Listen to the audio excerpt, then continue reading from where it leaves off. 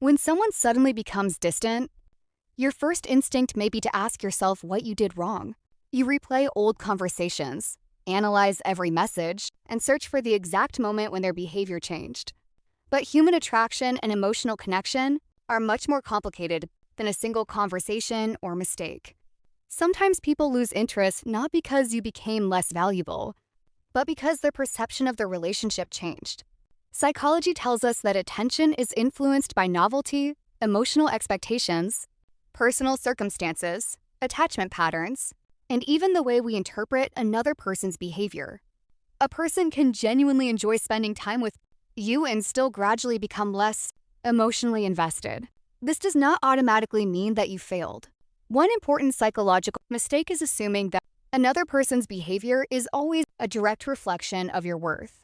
It is not.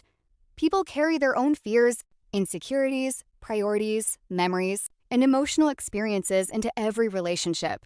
Someone who suddenly pulls away may be dealing with stress, uncertainty, emotional confusion, or a completely different expectation about the connection. The human brain also constantly evaluates whether an interaction feels rewarding, safe, predictable, or exciting. When that internal evaluation changes, behavior can change with it. The difficult part is that we rarely receive a clear explanation. Instead, we notice shorter replies, fewer conversations, delayed messages, less enthusiasm, or a gradual reduction in effort. These small changes can trigger anxiety because uncertainty makes the brain search for answers. The more uncertain you become, the more attention you may give to the person who is becoming distant. And ironically, this can make the situation feel even more intense. Understanding this psychological process can help you avoid immediately blaming yourself. Relationships are not mathematical equations where one mistake produces one predictable result. Sometimes interest fades naturally. Sometimes expectations become different.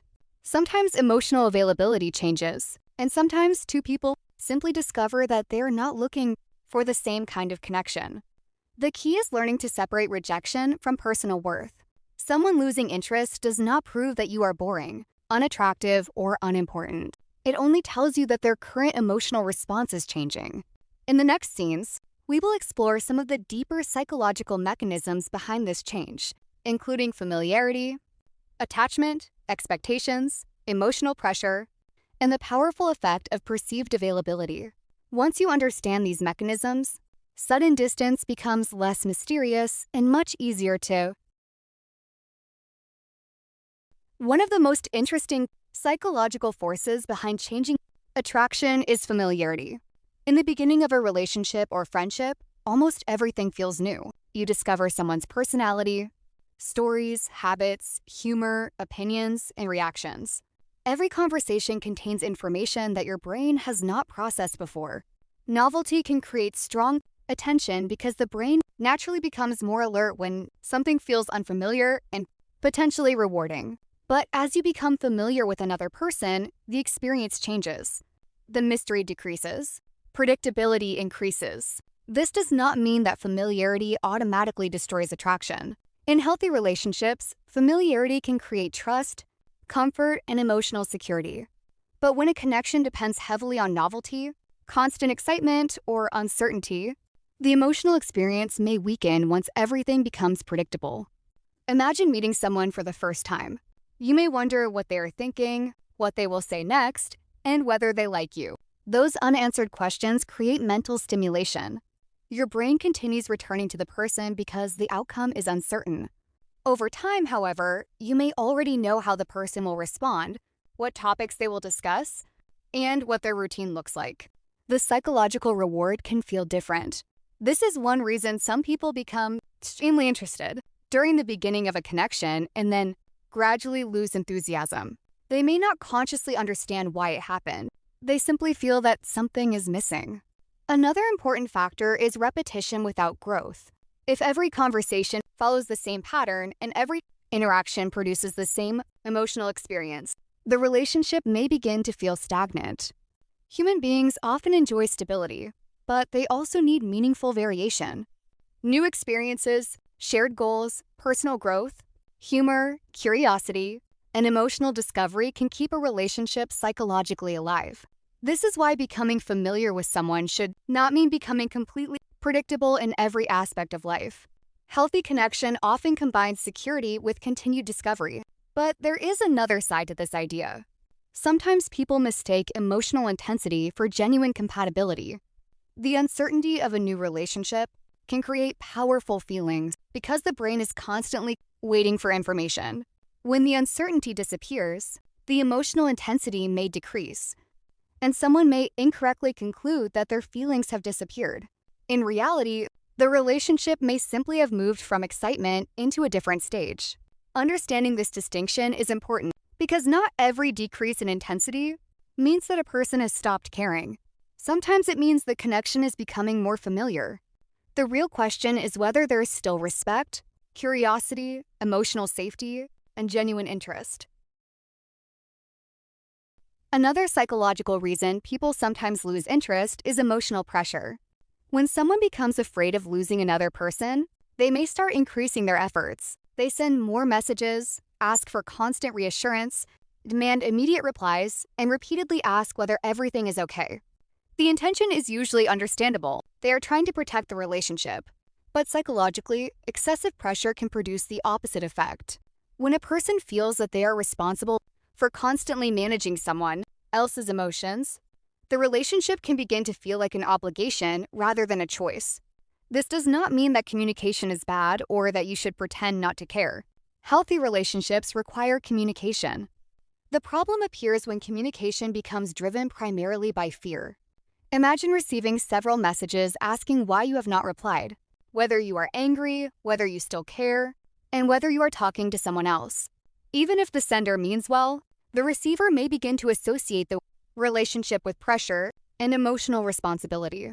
This can create a psychological desire for distance. The more one person demands reassurance, the more the other person may feel the need to escape. Then the first person becomes even more anxious and increases their efforts again. This creates a negative feedback loop. Psychology often describes human motivation as being influenced by autonomy. People generally want to feel that their choices are voluntary. When they feel controlled, monitored, or emotionally trapped, resistance can increase. This is why giving someone space can sometimes be healthier than constantly trying to force closeness. Space does not mean ignoring someone or playing manipulative games. It means allowing the other person enough freedom to make their own choices. If someone genuinely wants to communicate with you, they should be able to do so without feeling pressured. Another important point is that emotional security cannot be created through endless reassurance. If you constantly need another person to prove that they care, the reassurance may provide temporary relief but rarely solves the underlying anxiety. The healthier approach is to develop confidence that you can handle uncertainty without immediately reacting to it.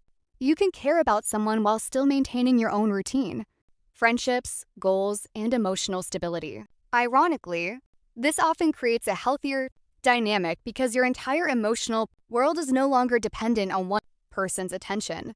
When people feel free rather than trapped, their interactions can become more genuine.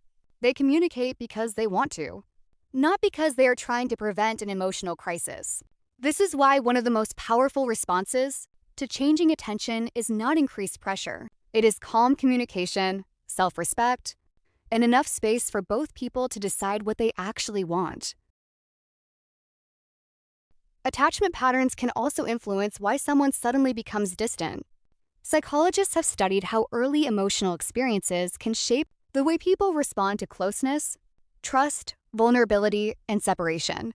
One commonly discussed framework describes patterns often called secure, anxious, avoidant, and fearful attachment. These patterns are not simple labels that completely define a person, but they can help explain certain relationship behaviors.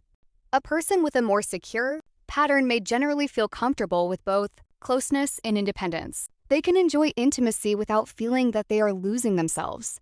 Someone with anxious tendencies may become highly sensitive to signs of rejection or distance. A delayed message may feel much more significant to them than it actually is. They may seek reassurance because uncertainty feels emotionally threatening. Someone with avoidant tendencies may value independence so strongly that intense emotional closeness can feel uncomfortable. When a relationship becomes more serious, They may instinctively create distance to protect their sense of autonomy. A person can even experience conflicting reactions, wanting closeness while simultaneously fearing it. This can create a confusing pattern where they move towards someone and then suddenly pull away. Understanding attachment patterns can change how we interpret these behaviors. Instead of immediately assuming that every change means manipulation or lack of care, we can recognize that people have different emotional responses to intimacy. However, attachment theory should not become an excuse for unhealthy behavior. Understanding why someone behaves a certain way does not mean you must tolerate disrespect, dishonesty, or repeated emotional instability. The healthiest approach is to observe patterns rather than obsess over labels. Does the person communicate openly? Can they discuss problems? Do they respect boundaries? Are their actions consistent with their words? These questions are often more useful than trying to diagnose someone's attachment style. Another important psychological principle is that people can change their patterns through awareness and healthier relationships. Someone who previously struggled with closeness can learn better communication. Someone who constantly feared rejection can develop stronger emotional security. This means that relationship behavior is not necessarily permanent. If someone becomes distant, the reason may involve their own emotional history rather than something you did. At the same time, you cannot psychologically repair another person for them. You can communicate clearly, establish boundaries, and decide whether the relationship is healthy for you. The goal is not to become an expert at decoding every mysterious behavior. The goal is to understand enough psychology to stop automatically blaming yourself. When you recognize that people have different emotional systems, sometimes people lose interest because their expectations and reality no longer match. At the beginning of a connection, people often fill in missing information with imagination. You may know only a few things about someone, but your brain creates a larger story around those details. You imagine their personality, their future behavior, and what the relationship could become. The other person may do exactly the same thing. This process can make early attraction feel incredibly powerful because you are responding not only to the real person, but also to the possibilities you associate with them. As time passes, more information appears. You discover habits you did not expect. You notice differences in values, communication styles, priorities, lifestyle, or emotional needs. Sometimes the person becomes even more attractive because reality matches or exceeds the original expectation. But sometimes the opposite happens. The imagined version of the person was more appealing than the real version. Psychologically, this can create disappointment. The person did not necessarily become worse. Instead, the mental picture became more accurate. This is one reason people can say they changed, when in reality they may simply have stopped idealizing each other. Expectations can also become a source of pressure.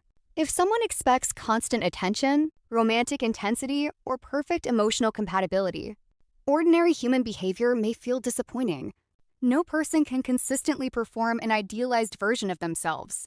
Over time, relationships require people to interact with reality rather than fantasy.